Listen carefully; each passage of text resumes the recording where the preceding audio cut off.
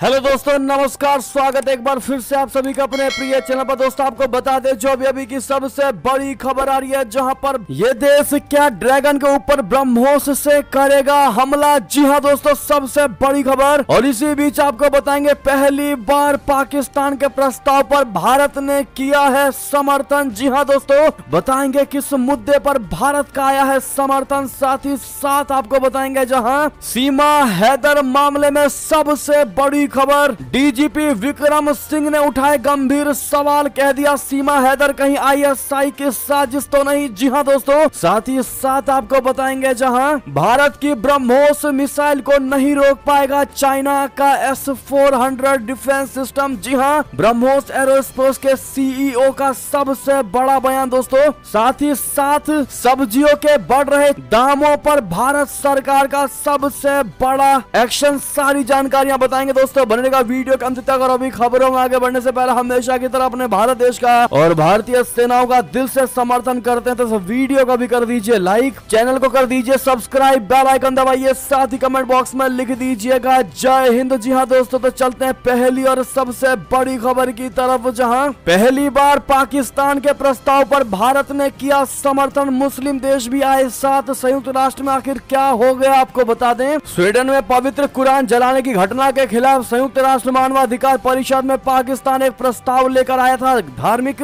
घृणा से जुड़े इस ड्राफ्ट प्रस्ताव को बुधवार को मंजूरी दे दी गई है। भारत ने भी पाकिस्तान के इस प्रस्ताव का समर्थन किया। पिछले महीने स्वीडन की राजधानी स्टॉकहोम में एक शख्स ने मस्जिद के सामने पवित्र कुरान का अपमान किया था। सभी इस्लामिक देशों के साथ यूरोपीय संघ, पोप फ्रांसिस और खुद स्वीडन की सरकार ने इस घटना की निंदा की थी। यूएनएचआरसी की ओर से ट्वीट किया गया कि मसौदा प्रस्ताव L2.3 को एक बार पेश किए जाने के बाद मौखिक रूप से संशोधित किया गया था। इसका शीर्षक भेदभाव, शत्रुता या हिंसा को बढ़ावा देने वाली धार्मिक घृणा का मुकाबला करना है। 57 देशों के संगठन OIC की ओर से पाकिस्तान ने मसौदा प्रस्ताव पेश किया था, जिसमें कुछ यूरोपीय और अन्य देशों में पवित्र कुरान को सार्वजनिक रूप से बार बार जाने की घटनाओं की निंदा की गई थी। दोस्तों, भारत ने उस प्रस्ताव के पक्ष में मतदान किया जो पवित्र कुरान के अपमान के हालिया सार्वजनिक और पूर्व निर्धारित कृत्यों की निंदा करता है। साथ ही अंतर्राष्ट्रीय मानवाधिकार कानून से उत्पन्न देशों के दायित्वों के अनुरूप धार्मिक घृणा के इन कृत्यों के अपराधियों को जिम्मेदार ठहराने की आवश्यकता को रेखांकित करता है। दोस्तों, भारत ने इस चीज का समर्थन करके ये जता दिया है कि हम पाकिस्तान का समर्थन नहीं कर रहे हैं, बल्कि अगर कोई चीज वास्तव में सही है तो वो चीज वास्तव में सही है। वो मैटर नहीं करता हमारे लिए कि वो किस देश से बिलोंग करता है, हमारा दुश्मन देश है या हमारा पड़ोसी या हमारा अच्छा दोस्त है। लेकिन अगर वो चीज गलत है तो गलत है और सही है तो हम उसका समर्थन जरूर करेंगे। और दोस्तों, वास्तव में भारत ने इस समर्थन को करके दिखा दिया है कि तुमसे दुश्मनी एक तरफ, लेकिन जो विचार है और जो ये मुद्दा है वो वास्तव में घृणा के लायक, और हम भी इसका समर्थन करते हैं। यानी कि दोस्तों, और पाकिस्तान इस समर्थन को देख करके गदगद हो चुका है। दोस्तों, पाकिस्तान फूला नहीं समा रहा, लेकिन भारत ने यह दिखाया है कि कुरान जलाया जाना वास्तव में बड़ा ही गलत हुआ है। ऐसा नहीं होना चाहिए था, ना कि भारत ने पाकिस्तान का समर्थन किया है। बहरहाल दोस्तों, इस पर आपकी जो भी राय हो कमेंट में लिखकर अवश्य बताइएगा। देखते हैं हमारी भारत की जनता इस समर्थन पर क्या जवाब देती है। चलते हैं अगली खबर की तरफ, जहां भारत से हथियार खरीदने की सजा इस छोटे देश को देगा चाइना। क्या ड्रैगन के ऊपर ब्रह्मोस से होगा बड़ा हमला। बता दें, अमेरिकी ट्रेजरी सचिव जेनेट येलेन ने बीजिंग में अपने हालिया हाई प्रोफाइल कार्यक्रम के समापन पर घोषणा करते हुए कहा कि हम मानते हैं कि दुनिया हमारे दोनों देशों के विकास के लिए काफी बड़ी है। हालांकि येलेन की यात्रा ने दोनों पक्षों की आर्थिक कूटनीति में सामान्य संबंधों का संचार किया है, लेकिन गर्मा गर्म प्रतिस्पर्धा वाले दक्षिण चाइना सागर में भू राजनीतिक तनाव अभी भी बरकरार है। फिलीपींस दोनों महाशक्तियों की प्रतियोगिता के केंद्र में तेजी से आगे बढ़ रहा है और चाइना फर्डिनेंड मार्कोस जूनियर प्रशासन के तहत अमेरिका फिलीपीन रक्षा संबंधों को बढ़ने को लेकर आक्रामक प्रतिक्रिया दे रहा है। फिलीपींस ने पिछले दिनों अमेरिका को अपने देश में सैन्य ठिकाना देने का करार किया है। जाहिर है बदले में फिलीपींस को बोरियों में भरकर अमेरिकी डॉलर मिलेंगे और अमेरिका को फिलीपींस में वो ठिकाना मिल जाएगा जहां से वो सीधे तौर पर ताइवान की रक्षा के लिए चाइना पर सख्त नजर रख सकता है। लेकिन चीन को यह रिश्ता मंजूर नहीं है और चाइना ने फिलीपींस को धमकाने की कोशिशें शुरू कर दी हैं। पिछले हफ्ते फिलीपींस तटरक्षक अधिकारियों ने बताया कि करीब 50 चीनी समुद्री मिलिशिया जहाज इरोक्साइव रीफ पर झुंड बनाकर आगे बढ़ रहे हैं। ये क्षेत्र फिलीपींस का है, लेकिन चीन ने अपना दादागिरी दिखाना शुरू कर दिया है। जी हाँ दोस्तों, फिलीपींस ने भारत से एक और प्रमुख समर्थन हासिल किया है, जो अपनी गुटनिरपेक्ष विदेश नीति परंपरा के तहत दक्षिण चीन सागर विवादों जैसे संवेदनशील अंतरराष्ट्रीय मुद्दों पर अपनी स्थिति में आमतौर पर तटस्थ रहा है। तो वहीं फिलीपींस भारत की सबसे खतरनाक ब्रह्मोस मिसाइल पहले ही खरीद चुका है, जिसे डिटेक्ट करने की क्षमता चाइना में फिलहाल नहीं है। फिलीपींस ने भारतीय ब्रह्मोस मिसाइलों की तैनाती चाइना को ध्यान में रखते हुए किया है। फिलीपींस की मीडिया रिपोर्टों के अनुसार ये पहली बार है कि भारत ने मध्यस्थता मामले के फैसले का सीधा समर्थन किया है। मनीला के लिए बढ़ते अंतरराष्ट्रीय समर्थन से नाराज चाइना के विदेश मंत्रालय ने किसी भी तीसरे पक्ष के हस्तक्षेप के खिलाफ चेतावनी दी है। अब ऐसे में दोस्तों, अगर फिलीपींस पर चाइना हमला करता है तो ये बात तय है कि फिलीपींस भारत के बनाए हुए इस ब्रह्मोस मिसाइल से करारा जवाब चाइना को जरूर देगा और सर्जिकल स्ट्राइक जरूर करेगा। जी हाँ दोस्तों, बहरहाल अब देखना ये होगा कि या तो चाइना सुधर जाएगा या फिर ब्रह्मोस की मार खानी पड़ेगी। इस पर आपकी जो भी राय हो दोस्तों कमेंट में लिखकर अवश्य बताइएगा। साथ ही साथ अगली खबर आपको बता दें, जहां खालिस्तानी आतंकी पन्नू ने क्रिकेट वर्ल्ड कप को रोकने की दे डाली है। अब धमकी पंजाब में फिर लिखे खालिस्तान जिंदाबाद के नारे। आपको बता दें, पंजाब के बरनाला में बुधवार सुबह उस वक्त हड़कंप मच गया जब डिप्टी कमिश्नर दफ्तर और आवास के बाहर खालिस्तान जिंदाबाद के नारे लिखे दिखाई दिए। यह खबर जिले में जंगल की आग की तरह फैल गई और इसने प्रशासन की चिंता बढ़ा डाली। हालांकि प्रशासन ने भी तुरंत एक्शन लेते हुए इस पर रंग पुतवा कर संदेश देने वाले नारे लिख दिए। अज्ञात लोगों की ओर से जिले में शांति भंग करने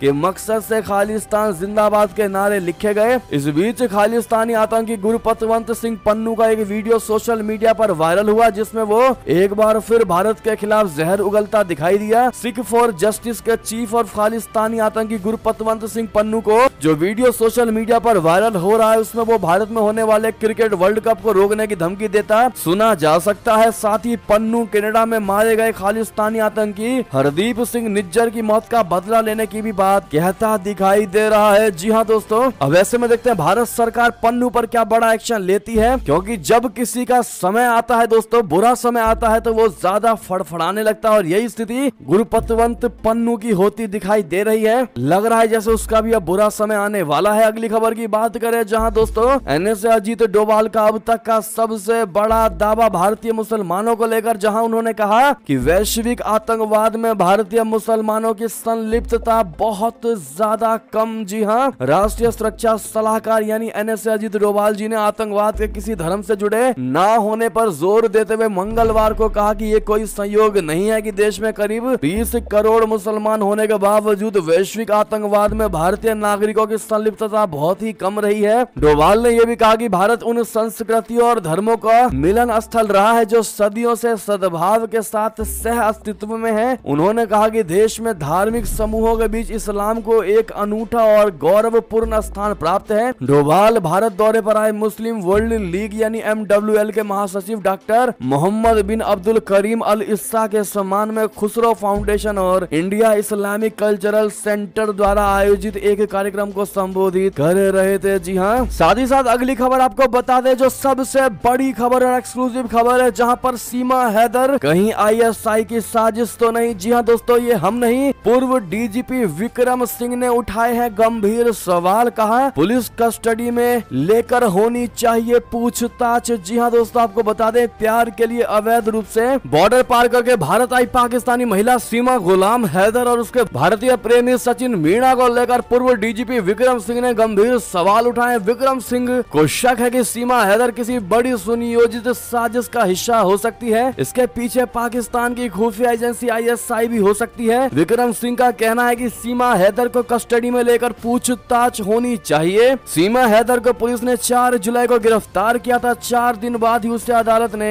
कुछ शर्तों के साथ जमानत दे दी थी। इसके बाद वो सचिन के साथ रह रही है। एक चैनल से बातचीत में विक्रम सिंह ने कहा कि ये पूरा मामला चूक की पराकाष्ठा है। 4 लेयर पर खुफिया एजेंसियां काम करती हैं। किसी को सीमा हैदर के यहाँ आने और रहने की जानकारी तक नहीं मिली। जब वो वकील के पास जाती है तो पुलिस को पता चलता है। विक्रम सिंह ने कहा कि सीमा ने मीडिया से बातचीत में बताया कि उसने नेपाल में वहाँ की लड़कियों से दोस्ती की, उनके हॉटस्पॉट से इंटरनेट लेकर सचिन से बातचीत करती थी। दूसरे के फोन का हॉटस्पॉट लेकर उसने क्यों किया ऐसा? अपने सिम का इस्तेमाल क्यों नहीं किया? व्हाट्सएप कॉल करना सोची समझी चाल लगती है। साफ लगता है कि उसे पता था कि इंटेलिजेंस को किस तरह चकमा देना है, सुरक्षा एजेंसियों को चकमा कैसे देना है, इसकी जानकारी उसे कैसे थी। जी हाँ, विक्रम सिंह ने कहा कि एक महिला 4 बच्चों के साथ पाकिस्तान से नेपाल आती है और फिर भारत आ जाती है। अंग्रेजी, हिंदी और सिंधी भी अच्छी बोलती है। कहती है कि 5वीं क्लास पास है तो नेपाली लड़कियों से दोस्ती करके हॉटस्पॉट इस्तेमाल करना कैसे पता था। अपना सिम कार्ड का इस्तेमाल नहीं किया बल्कि उसे तोड़कर फेंक दिया। आखिर सिम कार्ड तोड़ने की आवश्यकता क्यों पड़ी? ये काम वही कर सकता है जिसे इंटेलिजेंस ने बताया हो। ये सब सोची समझी साजिश की ओर इशारा करती है। एक चोर चोरी के बाद अपना हथियार और आला नकब जिस तरह से फेंक देता उसी तरह से सीमा हैदर ने किया। बहरहाल दोस्तों, विक्रम सिंह जिस प्रकार से बयान दे रहे हैं, पूर्व डीजीपी विक्रम सिंह जी, उनके इस बयान से वास्तव में कहीं ना कहीं जांच का एंगल बनता दिखाई दे रहा है दोस्तों, और इनकी बातें किसी हद तक सही होती भी दिखाई दे रही है। इस पर आप लोगों का क्या राय है दोस्तों? क्या इस पर जांच होनी चाहिए या ऐसा कुछ भी नहीं हो सकता? आपको जो भी लगता हो एक भारतीय प्रिय जनता होने के नाते कमेंट में दोस्तों भारी मात्रा में अपनी राय रखिएगा। आप लोग क्या सोचते हैं हैदर सीमा मामले में? और दोस्तों, आज जितना ज्यादा हो सके इस वीडियो को शेयर कर दीजिएगा ताकि हर कोई इन मामलों में अपनी राय को रख सके और भारत को सिक्योर बना सके। अगली खबर की बात करें, जहां ब्रह्मोस मिसाइल को लेकर अब तक की सबसे बड़ी जानकारी, जहां भारत की ब्रह्मोस मिसाइल को नहीं रोक पाएगा चीन का S-400 डिफेंस सिस्टम। रेंज काफी कम, आपको बता दें चीन का S-400 डिफेंस सिस्टम भारत की ब्रह्मोस मिसाइल को इंटरसेप्ट नहीं कर सकता है। जी हाँ दोस्तों, ये दावा हम नहीं बल्कि ब्रह्मोस एरोस्पेस के CEO और MD अतुल दिनकर राणे ने किया है। उन्होंने कहा कि रशिया में बने S-400 को मुख्य रूप से बैलिस्टिक मिसाइलों का मुकाबला करने के लिए बनाया गया है। इससे ध्वनि की रफ्तार से कई गुना तेज उड़ने वाली किसी क्रूज मिसाइल को रोकना काफी मुश्किल हो सकता है। ब्रह्मोस दुनिया की सबसे तेज गति से उड़ने वाली सुपरसोनिक क्रूज मिसाइल है। यह दुनिया की एकमात्र ऐसी मिसाइल है जिससे जमीन, आसमान, समुद्र और समुद्र के अंदर से भी फायर किया जा सकता है। जी हाँ दोस्तों, भारत और चाइना दोनों ने ही रशिया से S-400 डिफेंस सिस्टम खरीदा है। भारत वाले S-400 की रेंज 600 किलोमीटर की है, तो वहीं इसमें लगी मिसाइलें 400 किलोमीटर की दूरी तक मार कर सकती है। लेकिन चाइना के पास मौजूद S-400 सिस्टम सिर्फ 300 किलोमीटर की दूरी तक ही हमला करने में सक्षम है। यानी कि दोस्तों, अगर ब्रह्मोस की बात करें चाइना के S-400 से तुलना करते हुए, तो दोस्तों भारत के आसपास भी नहीं भटक रहा है चाइना। और ऐसे में दोस्तों, भारत जब चाहे ब्रह्मोस से चाइना को नस्त नाबूद कर सकता है। चलते हैं दोस्तों अगली खबर की तरफ, जहां अक्टूबर में चीन दौरे पर जाएंगे रूसी राष्ट्रपति पुतिन। शी जिनपिंग ने किया आमंत्रित। बता दें, रशिया के राष्ट्रपति व्लादिमीर पुतिन चीन यात्रा पर जाएंगे। रूसी समाचार एजेंसी तास ने बीजिंग में मॉस्को के पूर्व राजदूत के हवाले से इसकी जानकारी दी है कि चाइना ने राष्ट्रपति व्लादिमीर पुतिन को अक्टूबर में यात्रा के लिए आमंत्रित किया है। रिपोर्ट में यह भी कहा गया है कि चीनी राष्ट्रपति शी जिनपिंग ने सोमवार को बीजिंग में रूस की संसद के ऊपरी सदन फेडरेशन काउंसिल की अध्यक्ष वैलेंटीना मतवियंको के साथ अपनी बैठक के दौरान इसका उल्लेख किया है। चाइना में पूर्व रूसी दूत एंड्री डेनिसोव, जो वर्तमान में परिषद की विदेशी मामलों की समिति के उपाध्यक्ष हैं, इसका हवाला देते हुए तास ने बताया कि शी जिनपिंग ने मतवियंको को पुतिन की इस यात्रा के बारे में बताया है। शी जिनपिंग ने कहा कि पूर्व रूसी राजदूत को बताया कि वे तीसरे बेल्ट एंड रोड फोरम में भाग लेने के लिए अक्टूबर में रूसी राष्ट्रपति की यात्रा के लिए तैयारी कर रहे हैं। पुतिन ने 2017 और 2019 में बीजिंग द्वारा आयोजित फोरम के पिछले दोनों कार्यक्रमों में हिस्सा था। जी हाँ दोस्तों, एक और खबर की बात करें, जहां अचानक पाकिस्तान क्यों जा रहे यूक्रेनी विदेश मंत्री। आखिर जिन्ना के कंगाल देश से जेलेंस्की की हसरतें क्या है, आपको बता दें यूक्रेन के विदेश मंत्री दिमित्री कुलेबा इस हफ्ते में पाकिस्तान का आपातकालीन दौरा करने वाले हैं। इस दौरान वे पाकिस्तानी विदेश मंत्री बिलावल भुट्टो जरदारी और प्रधानमंत्री शहबाज शरीफ से मुलाकात कर सकते हैं। दोनों देशों के नेताओं के बीच खाद्य संकट पर भी चर्चा होने की संभावना है। पाकिस्तान ने रशिया के खिलाफ युद्ध में यूक्रेन को हथियारों की सप्लाई की है। ये हथियार पाकिस्तान से सीधे यूक्रेन को नहीं सौंपे हैं, बल्कि ब्रिटेन और अमेरिका जैसे सहयोगियों की मदद ली गई है। वहीं कंगाली से जूझ रहा पाकिस्तान यूक्रेन के दुश्मन रशिया से के सामने सस्ता तेल खरीदने के लिए मिन्नतें कर रहा है। रशिया ने साफ किया है कि पाकिस्तान को पहली खेप में रियायती तेल की सप्लाई नहीं की गई है। पाकिस्तानी मीडिया द न्यूज ने बताया कि यूक्रेनी विदेश मंत्री के अगले 3 दिनों के दौरान पाकिस्तान का दौरा करने की संभावना है। इस दौरान विदेश मंत्री बिलावल भुट्टो जरदारी और शहबाज शरीफ से मुलाकात कर सकते हैं। दोनों रशिया के आक्रमण के बाद यूक्रेन में खाद्य संकट पर चर्चा करेंगे। जी हाँ दोस्तों, चलते हैं अगली खबर की तरफ, जहां पीएम शहबाज ने कहा 14 अगस्त को खत्म होगा मौजूदा सरकार का कार्यकाल। मुल्क में तय समय पर ही होंगे आम चुनाव। जी हां दोस्तों, खुद शहबाज शरीफ की जवानी बड़ी खबर। पाकिस्तान के प्रधानमंत्री शहबाज शरीफ ने बुधवार को देश को आश्वासन दिया कि मौजूदा सरकार का कार्यकाल 14 अगस्त को समाप्त हो जाएगा और चुनाव आयोग अगले आम चुनाव की तारीख की घोषणा करेगा। स्थानीय मीडिया की खबरों के मुताबिक शरीफ की यह टिप्पणी सत्तारूढ़ गठबंधन पाकिस्तान डेमोक्रेटिक मूवमेंट के प्रमुख मौलाना फजलुर रहमान से मुलाकात के एक दिन बाद आई है। बैठक के दौरान पीडीएम प्रमुख ने विधानसभाओं को भंग करने और समय पर आम चुनाव कराने की आवश्यकता पर जोर दिया। पीएमएलएन पार्टी के अध्यक्ष शरीफ ने एक कार्यक्रम को संबोधित करते हुए कहा कि उनके नेतृत्व वाली सरकार का कार्यकाल 14 अगस्त को समाप्त होगा और इसके बाद चुनाव आयोग अगले आम चुनाव की तारीखों की घोषणा करेगा। दी एक्सप्रेस ट्रिब्यून अखबार ने शरीफ के हवाले से कहा है कि अगली सरकार जो भी बने उसे पाकिस्तान को महान बनाने के लिए शिक्षा को सर्वोच्च प्राथमिकता देनी चाहिए। जी हां, शहबाज शरीफ ने पिछले साल अप्रैल में तत्कालीन प्रधानमंत्री इमरान खान को नेशनल असेंबली में अविश्वास प्रस्ताव के जरिए अपदस्थ किए जाने के बाद प्रधानमंत्री पद की शपथ ली थी। जी हां दोस्तों, साथ ही साथ अगली खबर बता दें, जहां मालदीव के विदेश मंत्री ने भारत की जमकर की तारीफ, कहा खाने से लेकर दवाएं तक दी भारत के समर्थित होने का सबसे बड़ा बयान। जी हां, भारत यात्रा पर आए मालदीव के विदेश मंत्री अब्दुल्ला शाहिद ने बुधवार यानी 12 जुलाई को बताया कि कैसे कोरोना काल के दौरान भारत ने उनके देश की मदद की। उन्होंने भारत की जमकर तारीफ की। न्यूज एजेंसी एएनआई से बातचीत के दौरान अब्दुल्ला शाहिद ने कहा कि हम हर चीज आयात करते हैं जिसमें खाद्य पदार्थों की आपूर्ति और दवाएं भी शामिल हैं। उन्होंने कहा कि भारत हमारे बचाव में आया। अब्दुल्ला शाहिद ने बताया कि कोविड-19 महामारी के दौरान भारत में लॉकडाउन था, लेकिन भारतीय वायुसेना ने सुनिश्चित किया कि खाने पीने की जरूरी चीजों और दवाओं को देश के 5 अलग अलग स्थानों से एकत्र किए और उन्हें माले पहुंचाया। उन्होंने कहा कि मालदीव पूरी तरह से पर्यटन पर निर्भर है। जब विदेश मंत्री डॉक्टर जयशंकर जी मालदीव आए तो उन्होंने हमें बबल ट्रैवल मैनेजमेंट की पेशकश की, जिसके जरिए हम भारतीयों को मालदीव में सुरक्षित रूप से आमंत्रित करने और अपने पर्यटन उद्योग को पुनर्जीवित करने में सक्षम हुए। जी हाँ दोस्तों, साथ ही साथ एक और बड़ी खबर आपको बता दें, जहां ताइवान पर जंग की तैयारी में जुटा चीन सीक्रेट नौसैनिक अड्डे को बनाया महाशक्तिशाली। भारत को इससे बड़ा खतरा बता दें, चीन ने ताइवान पर अमेरिका के साथ जंग के खतरे के बीच अपनी सैन्य तैयारी को मजबूत करना शुरू कर दिया है। चीन ने हैनान प्रांत में अपने सीक्रेट नौसैनिक अड्डे को बड़े पैमाने पर विस्तार दिया है ताकि महाविशालकाय जंगी जहाजों को वहां तैनात किया जा सके।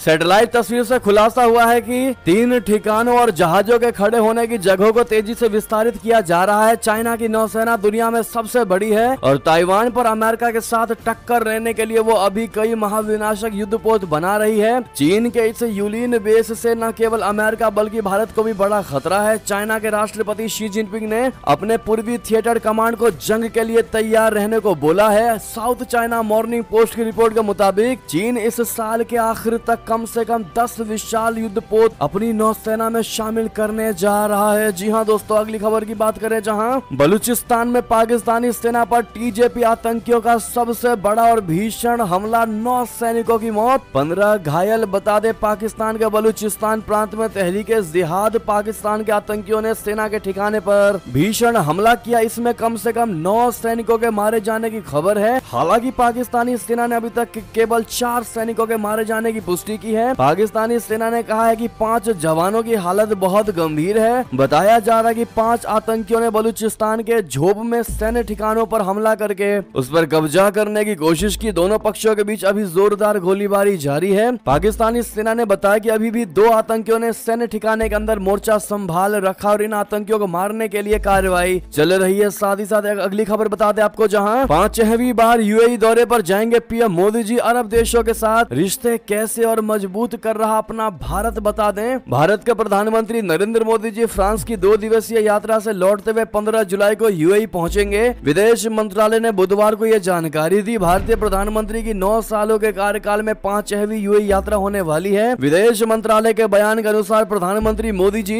अपनी यात्रा के दौरान संयुक्त अरब अमीरात के राष्ट्रपति और अबू धाबी के शासक शेख मोहम्मद बिन जायद अल नहयान के साथ बातचीत करेंगे। विदेश मंत्रालय के बयान में कहा गया है कि भारत यूएई की समग्र सामरिक साझेदारी सतत रूप से मजबूत हो रही है। प्रधानमंत्री मोदी जी की ये यात्रा ऊर्जा, शिक्षा, स्वास्थ्य सेवा, खाद्य सुरक्षा, फिनटेक, रक्षा और संस्कृति सहित विभिन्न क्षेत्रों में इसे गहरा बनाने के रास्ते तलाशने का अवसर प्रदान करेगी। जी हाँ, ऐसे दोस्तों प्रधानमंत्री नरेंद्र मोदी जी को उनकी विदेशी यात्रा के लिए happy BJP journey Modi ji जरूर कहिएगा और लॉन्ग लिव मोदी जी कहना तो बिल्कुल भी मत भूलिएगा। अगली खबर की बात करते हैं, जहां पाकिस्तान से आई सीमा हैदर को लेकर असदुद्दीन ओवैसी का सबसे बड़ा बयान, कहा ये लव जिहाद क्या नहीं है, किस कानून के तहत सीमा की शादी हुई है। ऐसे में फिर बीजेपी यूसीसी की बात करती है, जैसा बयान दिया है दोस्तों ओवैसी ने। बताते ऑल इंडिया मजलिस इत्तेहादुल मुस्लिमीन के चीफ असदुद्दीन ओवैसी ने सीमा हैदर मामले को लेकर समान नागरिक संहिता यानी यूसीसी का जिक्र करते हुए बीजेपी पर बुधवार यानी 12 जुलाई को निशाना साधा। उन्होंने प्रधानमंत्री नरेंद्र मोदी के